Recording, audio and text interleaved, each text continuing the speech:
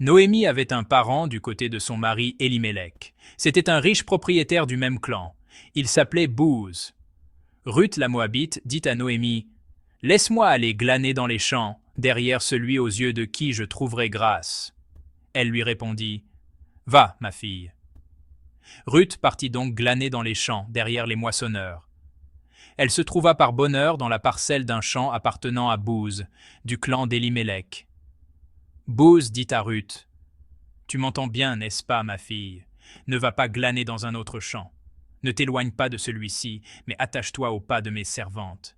Regarde dans quel champ on moissonne, et suis-les. N'ai-je pas interdit aux serviteurs de te molester? Si tu as soif, va boire aux cruches ce que les serviteurs auront puisé. Alors Ruth se prosterna face contre terre et lui dit: Pourquoi ai-je trouvé grâce à tes yeux? Pourquoi t'intéresser à moi, moi qui suis une étrangère? Booz lui répondit: On m'a dit et répété tout ce que tu as fait pour ta belle-mère après la mort de ton mari, comment tu as quitté ton père, ta mère et le pays de ta parenté, pour te rendre chez un peuple que tu n'avais jamais connu de ta vie. Booz prit Ruth comme épouse, elle devint sa femme et il s'unit à elle. Le Seigneur lui accorda de concevoir, et elle enfanta un fils. Les femmes de Bethléem dirent à Noémie: Béni soit le Seigneur qui aujourd'hui ne t'a pas laissé sans quelqu'un pour te racheter.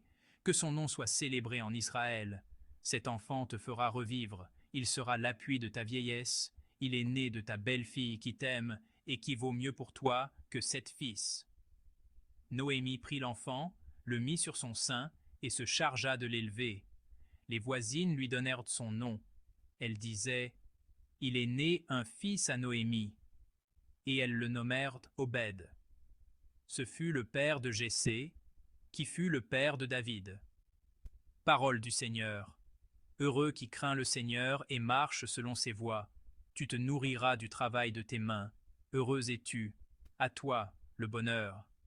Ta femme sera dans ta maison comme une vigne généreuse, et tes fils, autour de la table, comme des plants d'olivier.